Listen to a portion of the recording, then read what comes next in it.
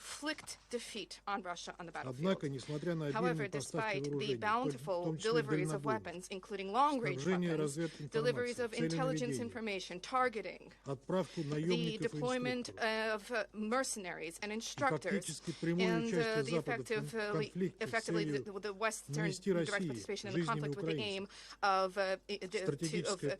inflict a strategic defeat on Russia with the hands of the Ukrainians, the Ukrainian army today is at the verge of complete collapse. In order to see this and be persuaded of this, it suffices to read military communiques which show the swift destruction of Kiev's fortification lines on the Eastern Front, which were erected over the course of 8 years. To have the full picture, there's also a need to take into account that the selection of new recruits, which the Zelensky regime is throwing to certain death in the senseless meat grinders, being carried out almost exclusively with the use of force when people are being rounded up. And this is shown in videos which appalled Ukrainian citizens have posted and flooded the Ukrainian internet landscape with. In other words, the Ukrainians do not wish to go to war. They're doing everything possible to attempt to flee the country. And those who find themselves on the front without being appropriately trained are attempting either to desert or to surrender. And were it not for the barrier troops of deranged nationalists firing at their backs, the number of prisoners would have been in the tens of thousands. And for this same reason, the notorious counteroffensive, last year's notorious counteroffensive, failed, upon which the Zelensky's sponsors and his clique pinned such great hopes. Understanding all of this, the head of the Kiev junta has decided to make use of the sole remaining chance to cling to power and to avoid reprisals from his own compatriots, namely by dragging the West into a direct confrontation with Russia. A large-scale provocation such as Bucha would have fit the bill. However, this was so clumsy, so unpersuasive, that it is clear that a new one would not be persuasive either. The other option would be to provoke a strong response after strikes with long-range Western weapons targeting objects deep within Russian territory, and then to cry wolf. However, Western leaders whose self-preservation instinct has not completely deteriorated have not yet taken this decision, or in any event, they are not eager to announce this. And for this reason, the Kiev strongman decided to go all in, and having lulled everybody with ruminations about peace, decided to engage in the reckless attack on peaceful Russian border regions. However, here too, things did not go as planned. He did not achieve his goals, and he was forced to spend valuable human resources and Western equipment, which is in short supply in Kursk Oblast at the time when the destruction and collapse of the Eastern Front is ongoing at an unprecedented tempo. And here he's in New York, once again with an extended hand, attempting to persuade the West to raise the stakes in the conflict with Russia and to throw their own sons to certain death in Ukraine, thereby becoming a direct party to the conflict with a nuclear power. Zelensky does not have anything to lose, but the U.S. and allies naturally do. And they are perfectly aware of the cost that they could pay for such an attempt to save the Ukrainian deadweight, the suitcase without handles. Mr. President, now the actor, Volodymyr Zelenskyy, is playing a role of the cool guy, the West's ally, and something even of a savior of all humankind against the Russian threat.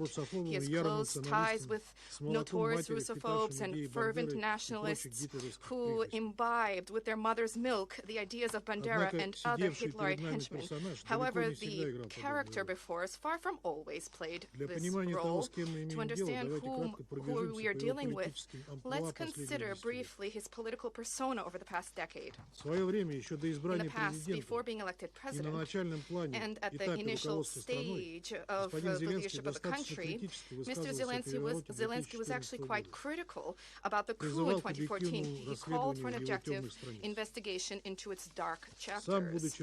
Himself a Russian-language speaker, in 2014, he uttered the following words, and I quote, "If in the east of Ukraine and Crimea people wish to speak in Russian, back off. Let them be. Let them speak in Russian lawfully. Language will never divide our motherland." End of quote. At the height of his election campaign in 2014, he announced that the oppression of the Russian language was unacceptable. He spoke of the need to guarantee that the Russian language develop on equal footing with others. Furthermore, he promised to ensure a lasting ceasefire in Donbass. It is hardly surprising that this program was appreciated by Ukrainian voters, and he received 3/4 of their votes. Naturally, the fact that he gave interviews in Russia also had an effect. He promised not to impose a cult of Nazi henchmen on those who do not regard them as heroes, and he promised that he would force a silencing of weapons in the east of the country, where the Ukrainian armed forces had for 5 years by that time been shelling peaceful cities, murdering women, the elderly, and children. However, after the presidential victory, he began to play a different role and failed to meet a single one of his promises, to honor a single one of his promises. We can see how he gradually betrayed the Ukrainian people and destroyed their statehood for the advancement of the interests of Western sponsors. In his inaugural speech, he announced that the Ukrainian state needs to fight for the hearts and souls of the people of Donbass, not just for territory. Soon after assuming the oath of office, he began to sabotage the implementation of the Minsk agreements. He supported myriad extremist laws against the Russian language and Russian speakers, and then simply advised that the residents of southeast Ukraine who view themselves as Russians to move to Russia. He called them specimens. And we would like to ask Mr. Zelenskyy, it won't be possible since he has left, who today called for respect for the Charter of the United Nations. How are these actions in accordance with the Charter of the UN? How is it in accordance with the violations of basic human rights which have been carried out by the leadership of that state? Or are you ready to note that in that document only those parts that pertain to territorial integrity? Instead of eliminating the root causes of the internal crisis in Ukraine, which triggered the civil war, the new president of Ukraine decided to exacerbate it. In the country, essentially, a language inquisition was unleashed with punishments for the use of the Russian language, which is the mother tongue of the majority of Ukrainians. Even before Russia's special military operation in Ukraine, the opposition was effectively destroyed. Independent media outlets were shuttered. The canonical Ukrainian Orthodox Church was repressed. Nationalist and neo-nationalist groups flourished. Anything that in any way, in one way or another, linked Ukraine to Russia was effectively made illegal. History was rewritten. Children were indoctrinated with delusional theories about thousands-year-old Ukrainian civilization from which Jews and Portuguese and French originated. This is not a joke. It is not a fake. This is written in geography books for the 8th class in a Ukrainian middle school, and we showed it here in this chamber. Mr. President, in the West's battle cries, Ukraine is portrayed as some kind of an innocent victim of Russia's aggression, and the United States and allies are portrayed as peacekeepers. Nothing is further from the truth than these assertions. Ukraine, under the neo-Nazi Kiev regime, became a one-man dictatorship, willing, for the sake of preserving his power and blind obedience to the West, not just to drown his whole country in blood and to sacrifice all young Ukrainians who were unable to flee the country, but also willing to push the world into the abyss of a third world war. And just a few years ago, Mr. Zelenskyy said the following, and I quote, "I can assure you, for our heroes to not die any longer, I am willing to do anything, and I certainly am not afraid of taking difficult decisions. Without hesitation, I am willing to leave my post, if only for the advent of peace," unquote.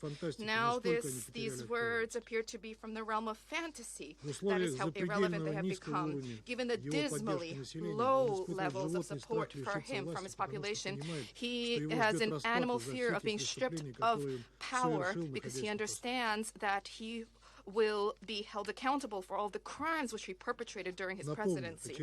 Let us recall, regular elections were scheduled to be held on 31 March, but Zelenskyy canceled them under the pretext of a state of war, and this runs counter to the basic law of the country.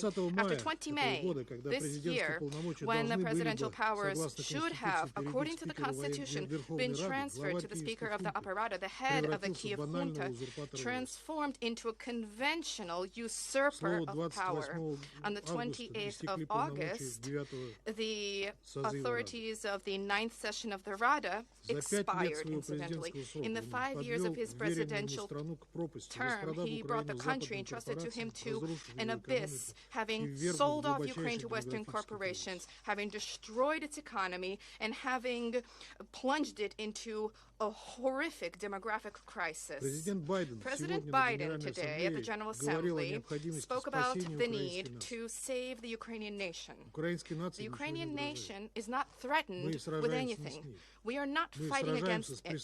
We are fighting against the criminal regime which seized power in Kiev, which is bringing its people towards catastrophe. And this is not a war for territory, regardless of the claims of our foes.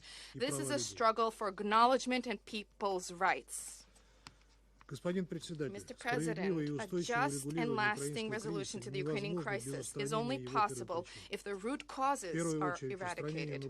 First and foremost, with an end to violations of the rights of Russian language people and a repeal in Ukraine of other discriminatory laws. Today, we hear from many corners, we hear calls for a political diplomatic solution on the basis of the UN Charter. However, without overcoming the legacy of Maidan, without eradicating nationalism, Nazism, and other manifestations of discrimination in Ukraine, respect for the rights and basic freedoms of all without distinction as to race, gender, language, and religion, in accordance with Article 1.3 of the Charter of the United Nations, there will be no resolution. It would not be possible. And yet, we have not heard about this either from our Western colleagues or from the UN Secretary General, nor did we hear from them another important premise, namely that the purposes and the principles of the Charter of the United Nations need to be complied with fully in their integrity and interrelated nature.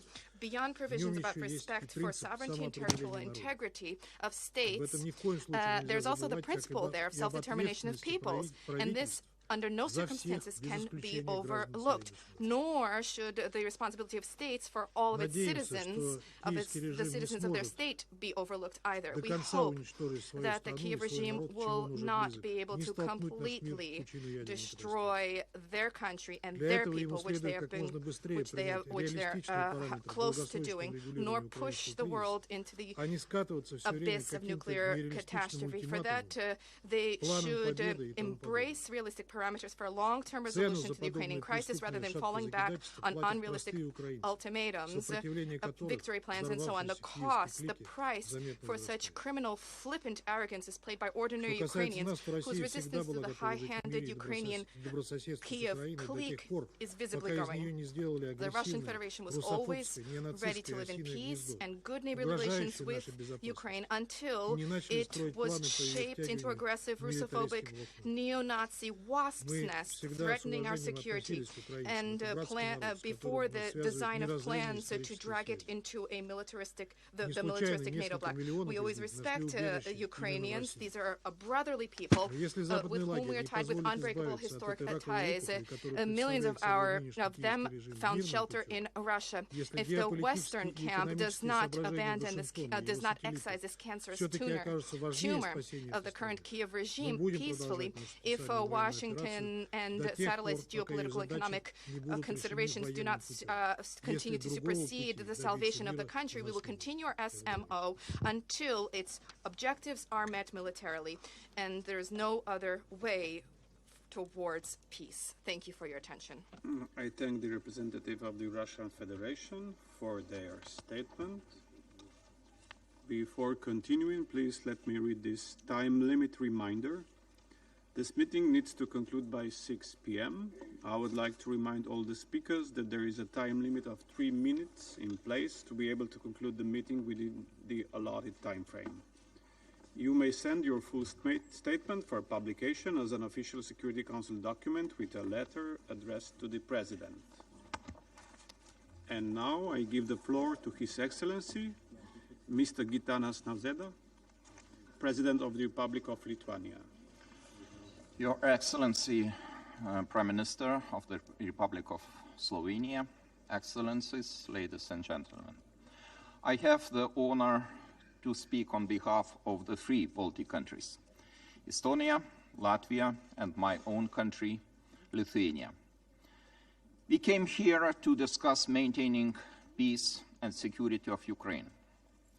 Before turning our attention to the future, I suggest that we also talk about the past and the present.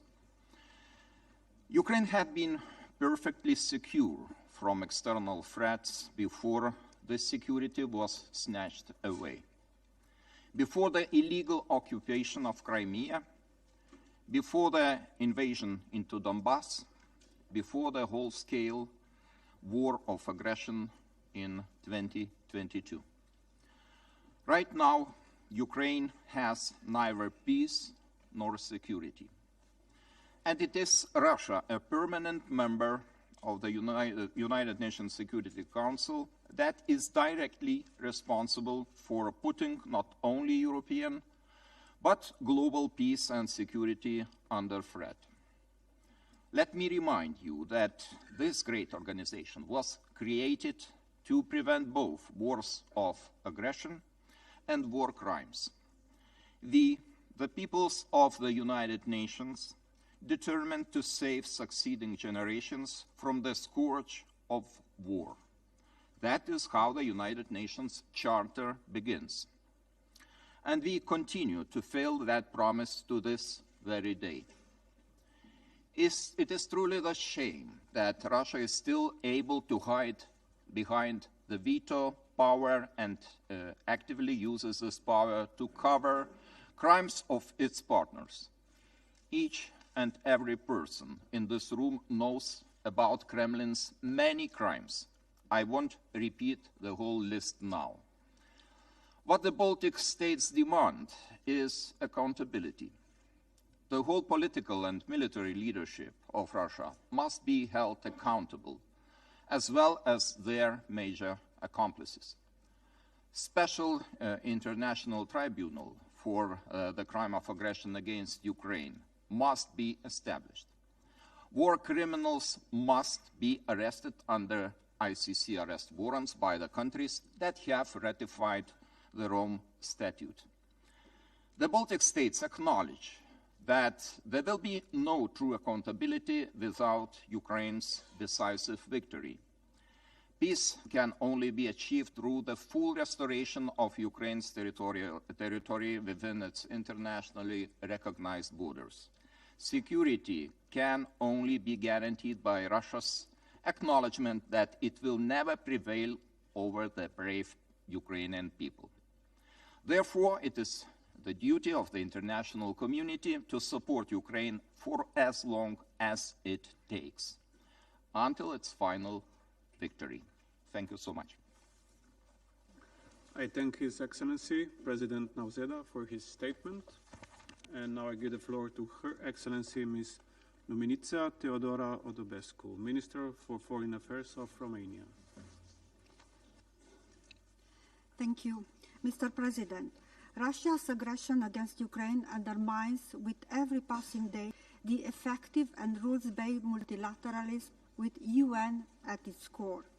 We are here today in the Security Council to stand by our neighbor Ukraine, by the UN Charter and international law, and echo again that there is only one way to end the aggression against Ukraine. Here is how.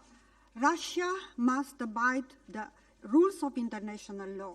It must unconditionally cease the use of force and withdraw completely and immediately from the territory of Ukraine within its internationally recognized borders. Ukraine's independence, territorial integrity, and its sovereign right to freely choose its own pathway should be respected by all UN member states. Ukraine has the legitimate right to defend itself against the Russian aggression. During the current illegal military aggression, innocent civilians were killed. Furthermore, Russia has been using a wide array of war techniques, from irresponsible threat of the nuclear option and disinformation to the destruction of energy infrastructure and violating the basic principle of freedom of navigation. The recent strike by Russia against a cargo ship loaded with Ukrainian grain in the Black Sea represents another example of its aggressive actions in the region. Romania will continue to remain committed to enhance the transit capacity of Ukrainian goods via its Danube and Black Sea ports.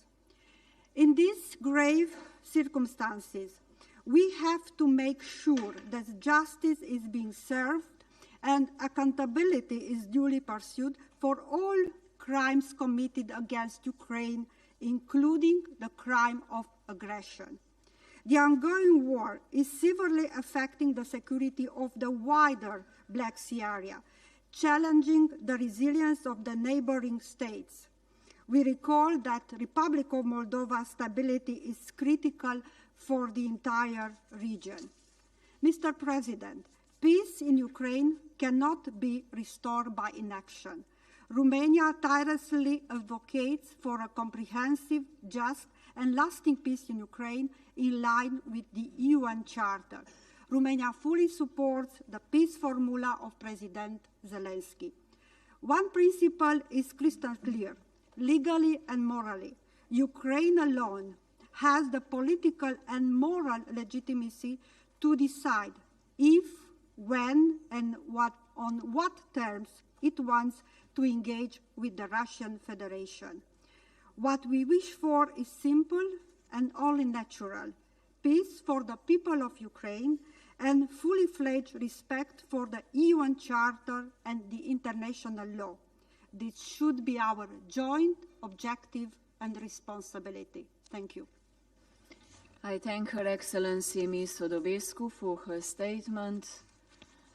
I now give the floor to His Excellency Mr. Péter Szijjártó, Minister for Foreign Affairs and Trade of Hungary. Madam Minister, dear Tanya, thank you so much for organizing this briefing. Dear colleagues, I'm representing a country which is a direct neighbor to Ukraine, a country which has been faced with the consequences of the war for the last 2.5 years, a country which has been paying the price of this war, although we do absolutely have no responsibility in this war being launched. After almost 1,000 days, I think the question is no more what we do think about the war, but the question is how peace will be made. Or even more precisely, Madam Minister, dear Chair, the question should read as which is the quickest way to peace. Because we do believe that we do have to reach peace in the fastest, in the quickest possible way. Because the later we come to peace, the more people will die, the more families will suffer, more people will have to escape, and the more destruction will take place. And we Hungarians in the neighborhood, we don't want more destruction to take place. We don't want more families to suffer. We don't want more people to die, especially that there's a significant community of Hungarians living in Ukraine. And if we are honest to ourselves, and if we don't use only panels of communication, then I think it's obvious that what has been done so far has not worked out at all from the perspective of peace. The weapon deliveries have absolutely not helped to bring this war closer to its conclusion. Weapon deliveries have absolutely not helped in bringing this war to an end. And the increase of the number of weapons on both sides of the front line ended up in more casualties and also the prolongation. And we are super concerned about the ever-growing risk of escalation, and we are absolutely concerned about the open references to the use of any type of nuclear weapons. We Hungarians argue in favor of ceasefire and peace talks to be started. We Hungarians do believe that this is the fastest way towards peace, especially that what has happened so far proves that there is no solution on the battlefield. What you have on the battlefield is casualties and destruction. And we Hungarians are proud to be among the global majority for peace, and we are ready to take part in all global initiatives which brings forward the hope for peace and strengthens the volume of peace. And we do hope that this high-level week of the General Assembly will bring us closer to the conclusion of the war, bring us closer to peace, and brings us closer to the end of the suffering of the people in our neighborhood. Thank you. I thank His Excellency Mr. Sijarto for his statement. I now give the floor to His Excellency Mr. Radoslaw Sikorski, Minister for Foreign Affairs of Poland. Madam President, Excellencies, the Russian ambassador predicted that this debate will consist of, quote, hackneyed statements dictated by Brussels. It's a lie. I assure you that what you're about to hear, I wrote myself. The Russian ambassador claims that Russia does not bomb civilian targets. That's a second lie. 2 weeks ago, I visited the Ukrainian city of Lviv, where a townhouse was hit with a Russian Kalibr missile. This is the result. A man saw his wife and 3 daughters taken out of the rubble, dead. All of them were civilians. All of them lived far away from the front line, and all of them were killed. The Russian ambassador has talked about children's graveyard in Gaza, which is indeed a tragic situation. Well, Ukrainian children are targeted not only with bombs. Thousands have been kidnapped and taken into Russia, where they are brainwashed in order to strip them of memories and of their national identity. Russia claims that these children are orphans, left alone in a war zone. Another lie. Many of them were separated from their parents, either by accident during attacks or deliberately by the aggressor's army. Independent reports revealed that, and I quote, officials have deported Ukrainian children to Russia or Russian-held territories without consent, lied to them that they weren't wanted by their parents, used them for propaganda, and given them Russian families and citizenship. Special camps offer the abducted children Russian patriotic education, and a hotline was established to pair the minors with potential foster families, in inverted commas, luring the latter with money. On top of that, Mr. Putin signed a decree fast-tracking the process of granting Russian citizenship to stolen Ukrainian children. This is not collateral war damage. It was a plan devised before the war and ruthlessly executed. UN investigators concluded that these actions constitute war crimes. In October 2022, the International Criminal Court issued an arrest warrant for Vladimir Putin. Ambassador Nebenzia and Russian propagandists like to refer to the democratically elected government of Ukraine as Nazis, as you've just heard. It so happens that in Poland, I live 3 kilometers from Potulice, the site of a former Nazi filtration camp during the Second World War. It's known for the fact that thousands of children were imprisoned there, from Poland and the Soviet Union, from around Smolensk and Vitebsk. Up to 800 of these children died, but thousands were transferred west to be Germanized. Blonde, blue-eyed, Aryan children deemed to be racially suitable. I therefore have a few questions to the Russian ambassador and his superiors. How does what you are doing to Ukrainian kidnapped children differ from what German Nazis did to your children and ours? How many Russian officials have adopted stolen Ukrainian children following, as reported by the BBC, the example of Sergei Mironov, former chairman of the Russian Federation Council? When will you return the remaining thousands of stolen Ukrainian children back to Ukraine? Do you know that stealing in other countries' children is tantamount to genocide, as recently reaffirmed by the Parliamentary Assembly of the Council of Europe? Do you remember that diplomats and propagandists of a genocidal regime are also criminals, as Soviet prosecutors argued at Nuremberg with reference to Ribbentrop and Streicher? Permanent members of the UN Security Council are supposed to be guardians of peace and not to fight their wars with other people's children. This is Russia's shame that will not be forgiven or forgotten. And by the way, since Ambassador Nebenzia denies the reality of Soviet Nazi collaboration in the invasion of Poland in 1939, here are pictures of their joint parade. I'm sure you recognize the Soviet uniforms. Thank you very much. I thank His Excellency Mr. Sikorski for his statement. I now give the floor to His Excellency Mr. Juraj Blanar, Minister for Foreign and European Affairs of Slovakia.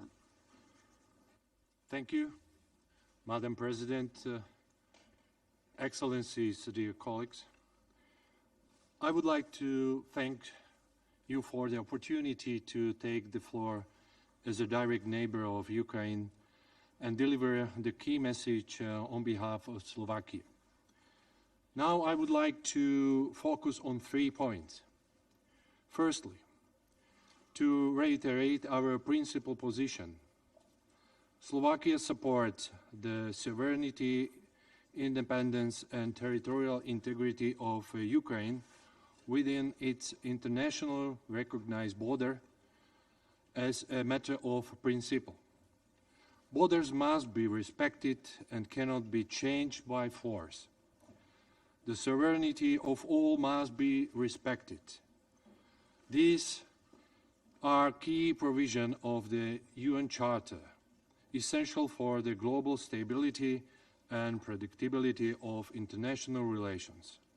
Since we did not recognize the unilateral declaration of independence of Kosovo, we also do not recognize the annexation of Crimea region of Donetsk, Kherson, Luhansk and Zaporozhye.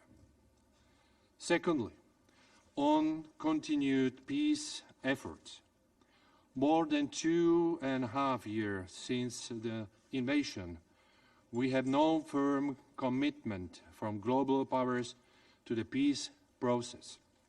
Divisions within this council are deepening. Its role as a protector of peace is being questioned. Slovakia calls on all the stakeholders to put aside their differences and focus on stopping the human suffering and destruction of Ukraine. There is no alternative to dialogue, as the situation cannot be resolved by the military means alone. The war against Ukraine, as well as in Gaza, has dire global consequences for global food and energy security and the supply routes. And when we talk about the peace, we must be very specific. A lasting, just peace for Ukraine cannot be achieved outside of the key principles of the UN Charter. Slovakia stands ready to support any meaningful process or format for respects these principles. The process will determine the outcome. This conflict cannot be solved unless the competition of global powers is replaced by their cooperation and return to diplomacy. Let me finish this part of about the peace by using of the words of Albert Einstein. Peace cannot be kept by force. It cannot only be achieved by understanding.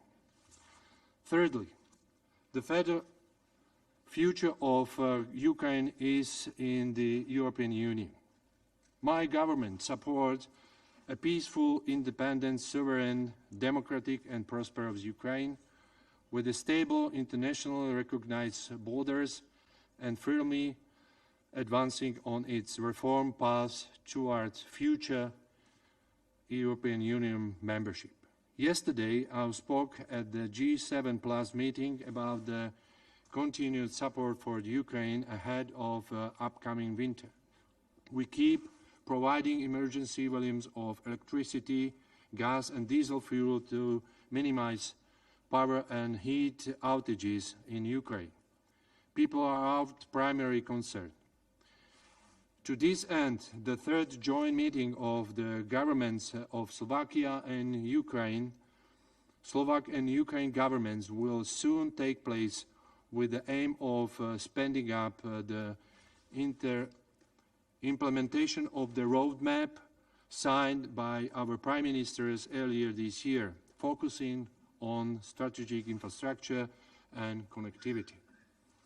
Slovakia remains engaged to provide solidarity to people in Ukraine as well as in Gaza and Sudan. Thank you for your attention. I thank His Excellency Mr. Blana for his statement. I now give the floor to His Excellency Mr. Josep Borrell, High Representative of the European Union for Foreign Affairs and Security Policy and Vice President of the European Commission.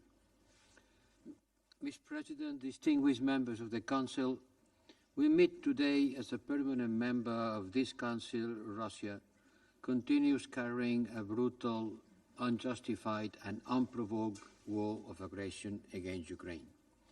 As many have said today, it's a blatant violation of the United Nations Charter. Russia launched a war against Ukraine. It is the first interstate war in Europe since World War II. And Ukraine defends itself in line with its right to self-defense under the United Nations Charter, and it does so against a nuclear-armed state. The international community must remain determined to support Ukraine's freedom, independence, sovereignty and territorial integrity within its internationally recognized border. Some has declared here today that they love peace. Oh yes, they love peace. No one loves peace more than the Ukrainians. And they want peace quickly, the quickest possible way. But they haven't mentioned that the quickest possible way is Russia withdrawing their troops from Ukraine. This would be the quickest possible way. Yes, there is another way, Ukrainian surrender.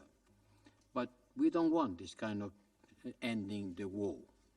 And they are desolated because the fact that we have been providing support to Ukraine has not finished the war. No, but it has allowed Ukraine to defend itself. And we want Ukraine to continue defending itself. So to all lovers of peace, please take into consideration that it matters the way this war is going to end. It matters.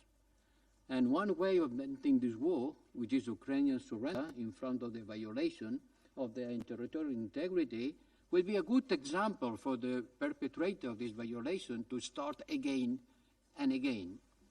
So please, my call to all peace lovers is to keep in mind that what we are talking about is about the freedom of one country, one people, who is defending itself against an aggressor.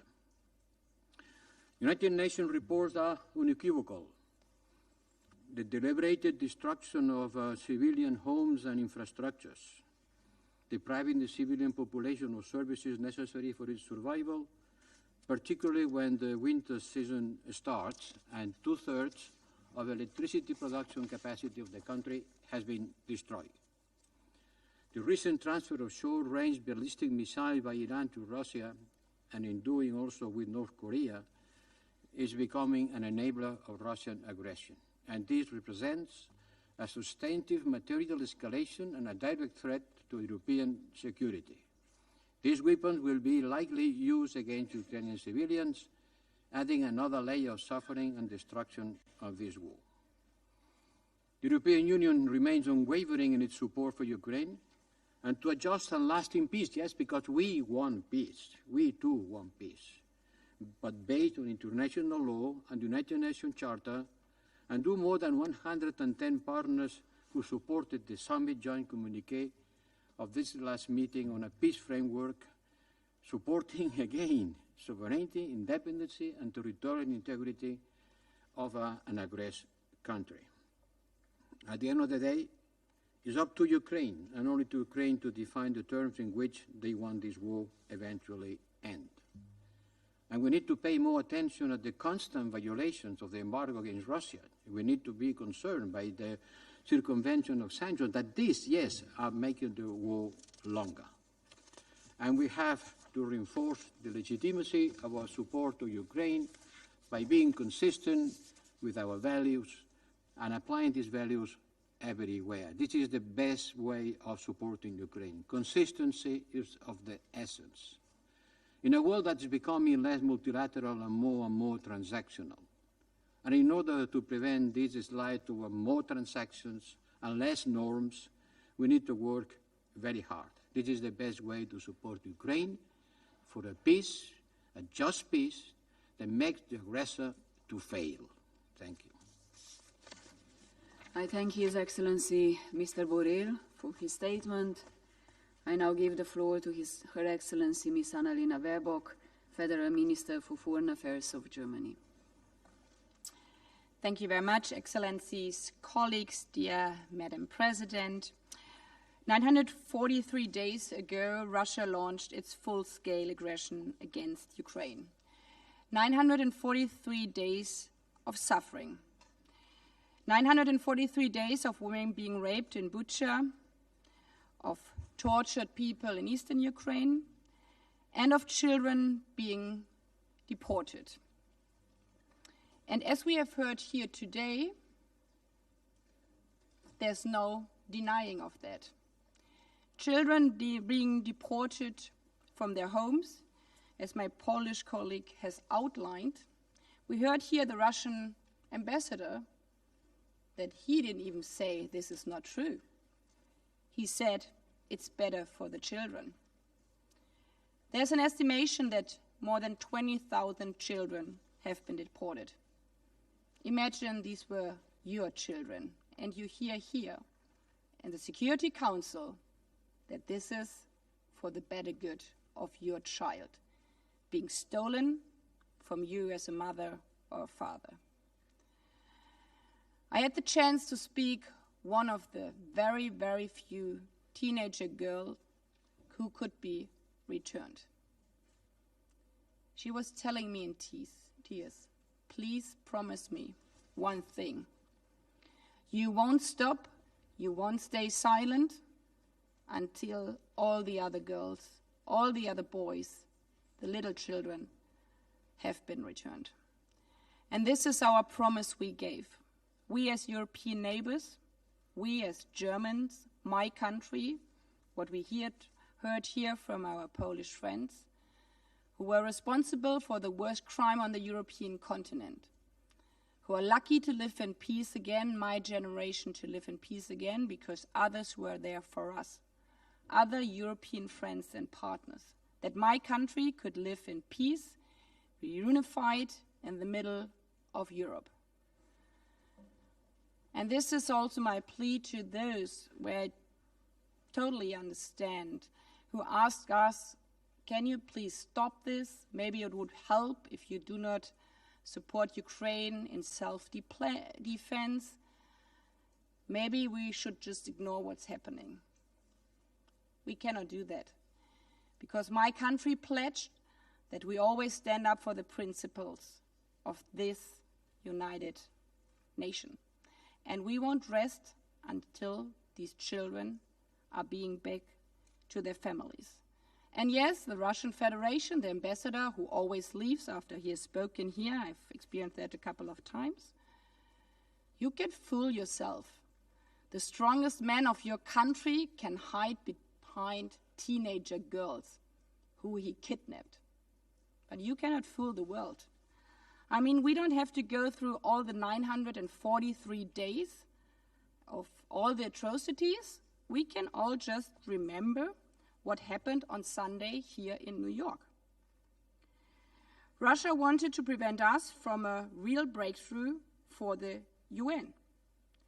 When a vast majority of states rallied around the values of the Charter, the fooling of the world happened just then. When Russia wanted to prevent us from a real breakthrough for the UN. And then we can read it all on Twitter. Their truth is that the majority from the, I quote, jungle was not capable of taking the right decision. This is how Putin's Russia these days speaks about other countries, the jungle. This is how they speak about Ukraine, a beauty which has to be raped. And this is how Putin's soldiers, Putin's army behaves. Every day, 943 days. Lately, with heavy drone attacks and missiles directly targeted power plants. 2/3 of electricity and heating is being destroyed right now, even though we try to protect it with air defense. 2/3 being destroyed. Not by coincidence, but because winter is coming again. Minus 15 degrees means that electricity doesn't work, heating doesn't work, and water is being frozen. This is a crime against humanity. People freezing to death. And this is why, again, I would like to call on all the friends around the world. We can totally understand that some of you think maybe if there is no weapon support anymore for Ukraine, maybe if we just call neutrally on all sides, this can go better. But I mean, the truth is, if there's no air defense left around the remaining electricity hubs, there's no electricity in Ukraine anymore. Then everything is being destroyed. And yes, we can call on both sides neutrally. But Volodymyr Zelenskyy invited the Russian president to the negotiation table in summer. He offered a dialogue. And Vladimir Putin has responded with new levels of aggression. In June, Ukraine invited Russia to a second international peace conference. Putin's response, he bombed a children's hospital in Kiev.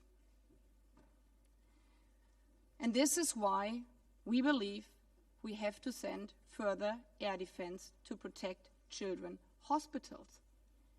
And this is why we are on one hand very grateful that an increasing number of our partners in the world are thinking about how to end this war. We need this. We need an end to this war.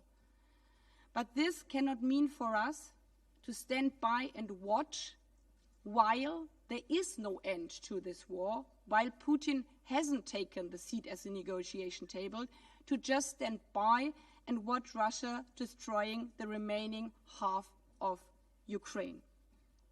For us, when we are speaking about peace, we believe it must be a just and lasting peace. Speaking about peace means Ukraine must be sure that the end of the fighting does not mean another round of preparations in Russia, neither another round in Ukraine, nor in Moldova, nor in Poland, like we've heard again from our colleague here at the table. Speaking about peace, just and lasting peace, means that Ukraine's existence as a free and independent country is guaranteed. It means security guarantees. This is hard, and every day people are dying. But Excellencies, on Sunday, we have showed what we can achieve if we join forces.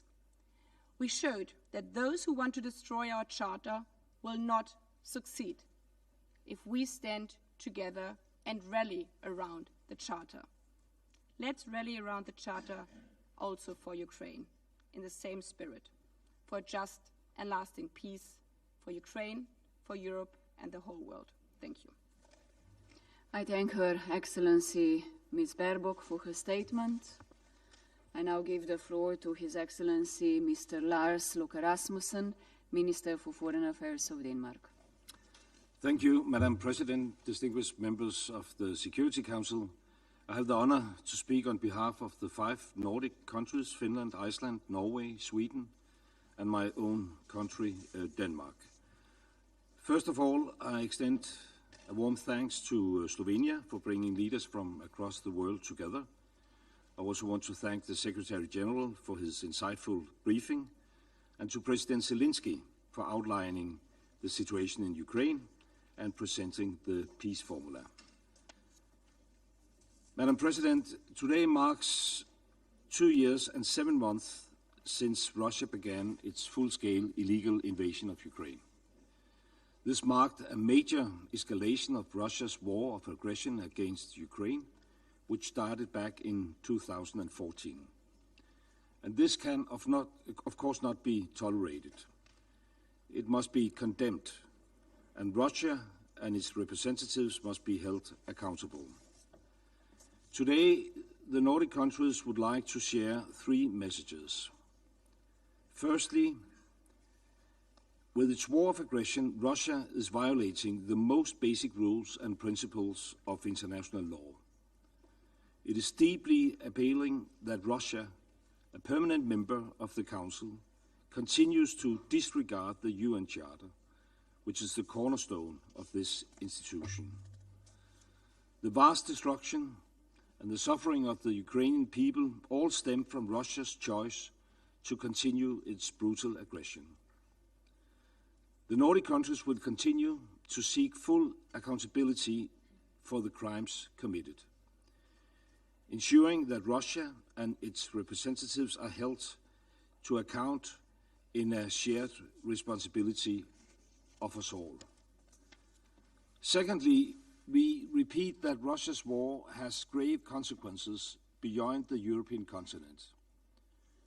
Earlier this month, a ship carrying grain was attacked in the Black Sea. We strongly condemn such attacks, which jeopardize global food supplies.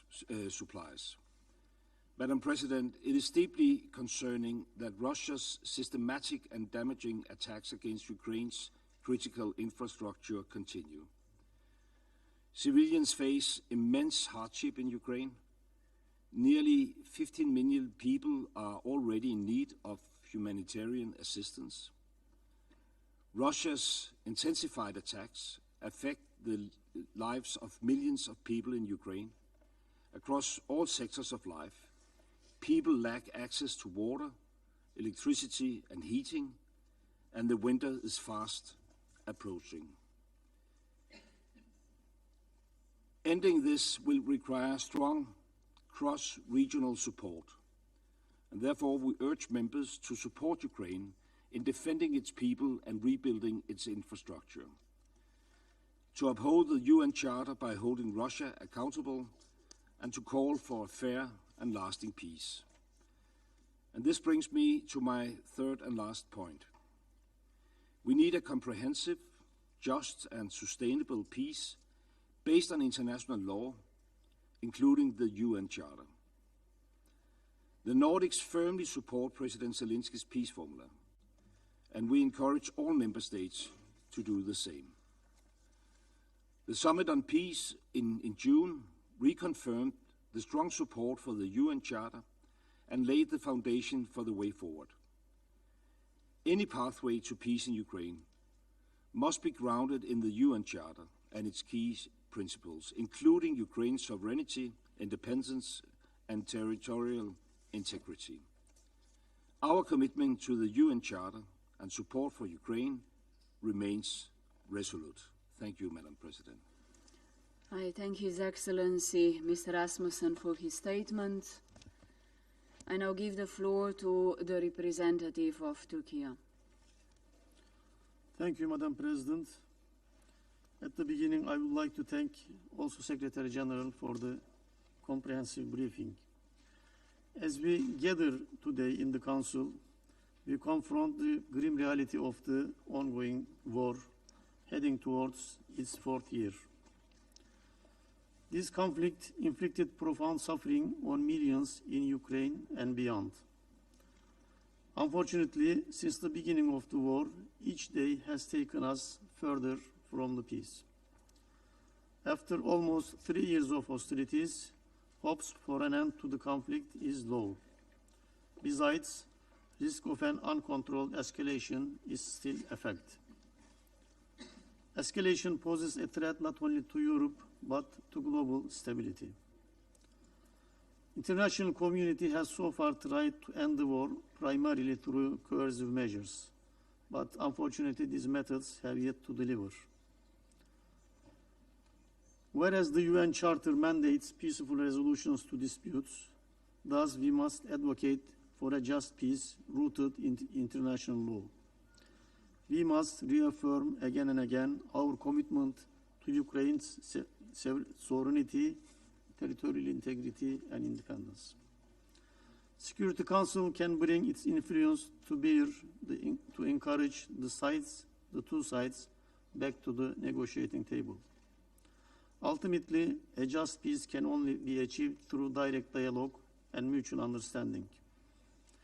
This basic principle has shaped our approach to the conflict since the beginning.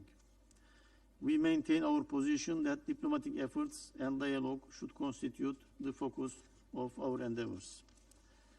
We continue to stand in full solidarity with the Crimean Tatar Turks in supporting their efforts to claim their rights. Madam President, above all, we must prevent at all costs the emergence of a new geopolitical fault line that will run through Ukraine and trigger a long-term global confrontation. It remains important to encourage the two sides to consider revitalizing the diplomatic track despite the current circumstances. Madam President, as all know, some Turkish initiatives in coordination with the UN yielded some important results, such as Black Sea Grain Initiative, exchange of prisoners of war, capturing sea mines, and some other initiatives are still pending, but we never give up trying. Thank you. I thank the representative of Türkiye, and I'll give the floor to His Excellency Mr. Antonio Tajani, Minister of Foreign Affairs and International Cooperation of Italy. Thank you very much, Mrs. President. The Italian government, led by Prime Minister Giorgia Meloni, has on many occasions, also in this room, started our clear position on the Russian aggression on Ukraine. Italy stands with Ukraine with the goal of a just peace. We stand with an invaded people fighting to defend their freedom and sovereignty. This is a key priority. At the United Nations, in the European Union, and as President of the G7 this year. Just in the last few days, here in New York, I chaired 2 G7 meetings on Ukraine. Supporting the defense of Kiev is crucial, but also is crucial to protect its infrastructures. Our support is focusing on the defense of Ukrainian territories. We are not at war with Russia. Our goal is to achieve peace. We are in favor of a conference of peace, also with Russia, also with China, for achieving a good agreement, but peace is not a defeat of Ukraine. Peace is the freedom and integrity of Ukraine. I wish to express our full solidarity with the Ukrainian government and people for the current intense Russian attacks to the energy infrastructures. Winter is imminent. We are very concerned by the situation and we reaffirm our support to Ukraine and its energy sector. International humanitarian law calls for the respect of the energy infrastructures. As I started in our G7 Plus meeting on energy just yesterday, since the start of the war, Italy provided several hundred tons of materials, including generators. Italian government, together with our companies, contributed with important donations. In February, we signed an agreement with the European Bank for Reconstruction and Development on €200 million project to restore the capacity of the main hydropower generating Ukrainian companies. We want to do more. President, Italy will host in 2025 the next Ukrainian Recovery Conference. Our focus is on peace. We want to avoid escalatory spirals. In our view, the solution involves starting a political and diplomatic process. Je souhaite maintenant m'adresser directement à mes collègues des pays partenaires. Il est temps d'unir nos efforts en vue d'une paix juste et travailler à l'élaboration d'une plateforme de négociation commune. Vous trouverez toujours une oreille attentive à Rome. Nous soutenons l'approche adoptée par la Russie lors des sommets de juin et nous pensons qu'il faut se concentrer sur les trois piliers dont nous avons discuté en Suisse. Les questions humanitaires, le nucléaire et la sécurité alimentaire. Estamos muy preocupados por la seguridad de la central nuclear de Zaporizhia. Debemos seguir apoyando los esfuerzos del director general de la OEA, Grossi. El G7 reiteró la necesidad de apoyar al sector agrícola ucraniano, que es crítico para el suministro mundial de alimentos, en particular para las naciones más vulnerables. También el G7 pidió que las exportaciones de grano, alimentos, fertilizantes e insumos procedentes de Ucrania pueden continuar. Reconocimos como un paso adelante los intercambios de presos. Es un punto de partida. Seguiremos trabajando sobre eso. Mrs. President, the commitment to peace needs continuous engagement. Italy wants to do all it can. Starting with the upcoming G7 ministerial meeting, I will host in Fuji, close to Rome, in November, and the Mediterranean dialogues scheduled in Rome again in November. Every opportunity is important to work for a just peace. Count on the Italian government. Thank you very much.